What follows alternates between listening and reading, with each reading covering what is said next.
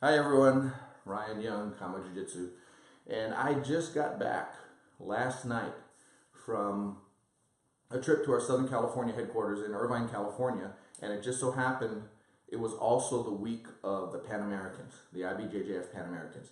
And any of you who know KamaJiuJitsu know that we are not big on competition.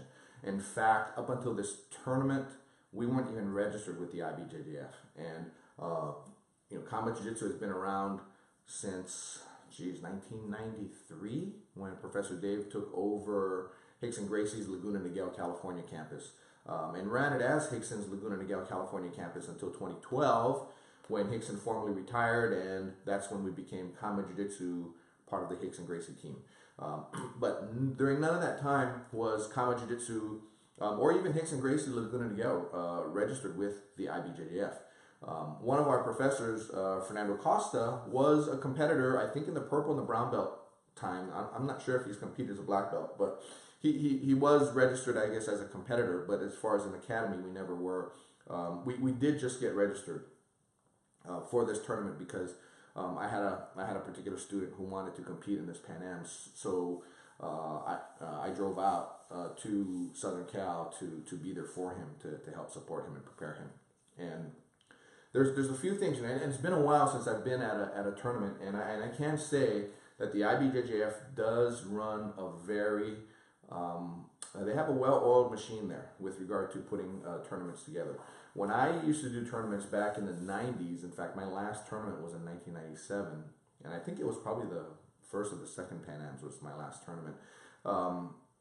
You'd be there all day. They'd tell you, oh, you might compete at 10 in the morning, but you wouldn't compete until maybe 7 p.m. that night. It was really bad. Now they've got you pretty much to within an hour of when you're going to compete. So if they say you're going to compete at 11, you're going to compete right around 11, maybe 12 or so.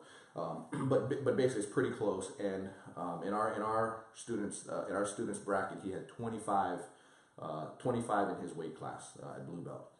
A couple observations. Number one, the IBJJF really is sport jiu-jitsu.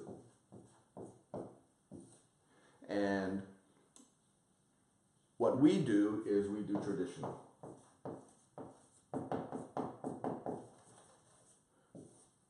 Now, at first, when I started jiu-jitsu, there was no sport. It was just jiu-jitsu, where you might do a tournament maybe 1, 2, 3 times a year, and the rest of the time we're doing self-defense and we're doing vale-tudo. Now you have people who are professional competitors, and they do tournaments maybe 10 to 12 times a year. Some less, some more, but very active competitors. They virtually do no self-defense, and they virtually do no vale-tudo. So what happens is you've had an evolution of jiu-jitsu from being traditional to now the sport. And you can also add into that with the no-gi. Many of them do no-gi as well. And really, what's the difference between sport and traditional? It really comes down to these two. Self-defense is really jiu-jitsu versus non-jiu-jitsu. Vale-tudo is vale-tudo. It's just basically it's fight. Unlike MMA, vale-tudo has very few rules. Basically, we never, when we did vale-tudo classes, pretty much anything would go. I mean, we wouldn't try to maim each other because these are your training partners. But there'd be punches. Just like MMA, there'd be punches. But no, there's no points. You wouldn't get points for taking somebody down. You don't get stood back up if the fight stays in the ground for too long. There's no. You could elbow people standing up on the ground. You could kick them on the ground. It was as close to being a real fight as you could make it and still be semi-safe. injuries would happen all the time. But, you know, that's not to say they don't happen in MMA. So what happens is you have this split between sport and traditional. And it was kind of telling, because in a real fight, you would never pull guard. However, it's perfectly acceptable to do that in a sports setting, and you're not penalized for it.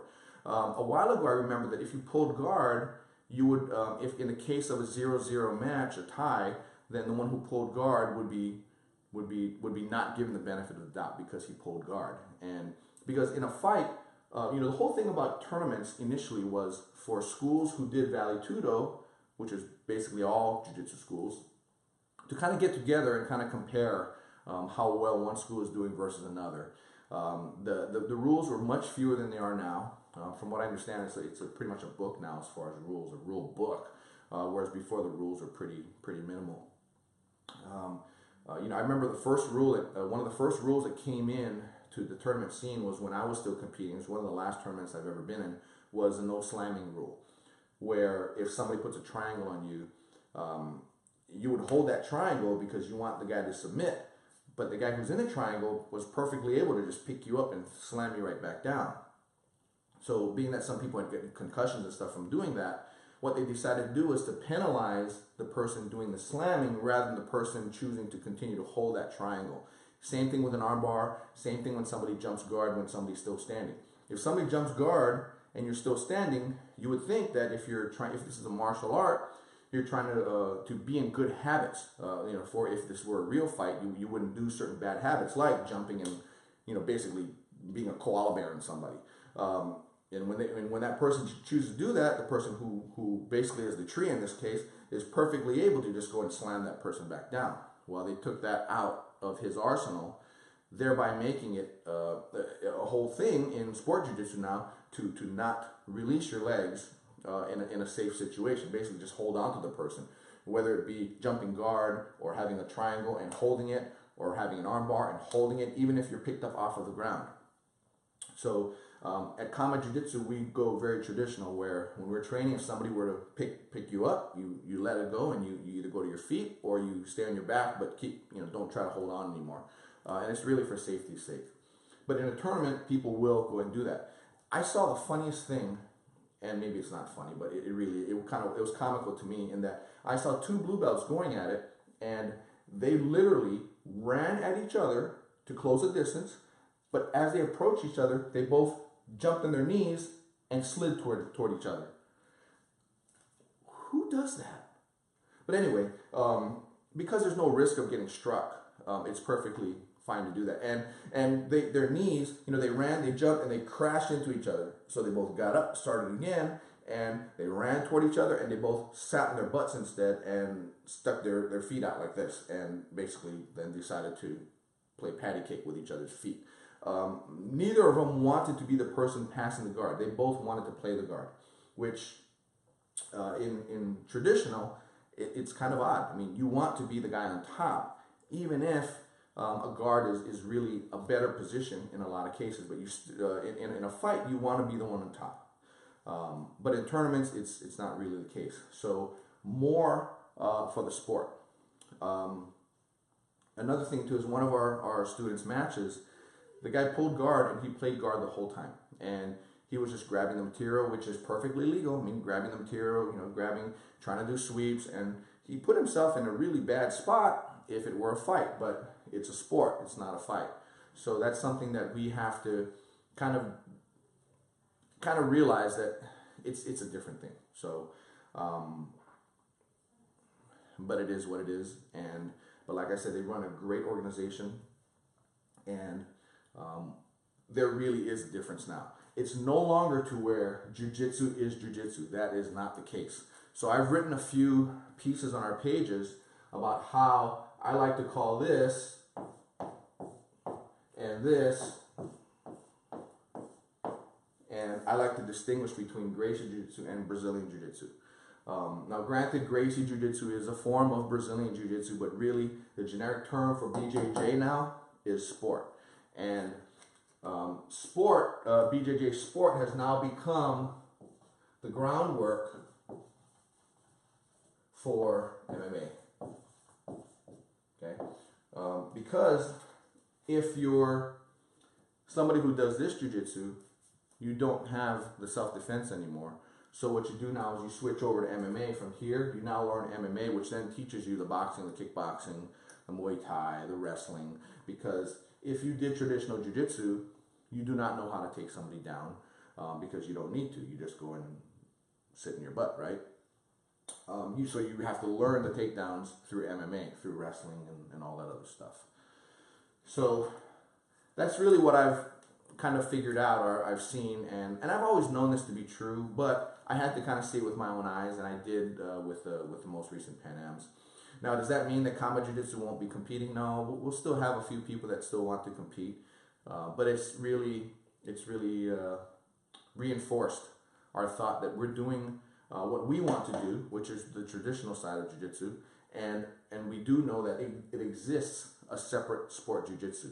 And when choosing your school that you're going to train at, for you newbies out there, or even for you who have kind of thought to yourself, well, you know what, there's always been something that's missing that I don't quite know what it is, it's this, or it's this. I mean, you could be here and decide you want to go there, or here and decide you want to go there.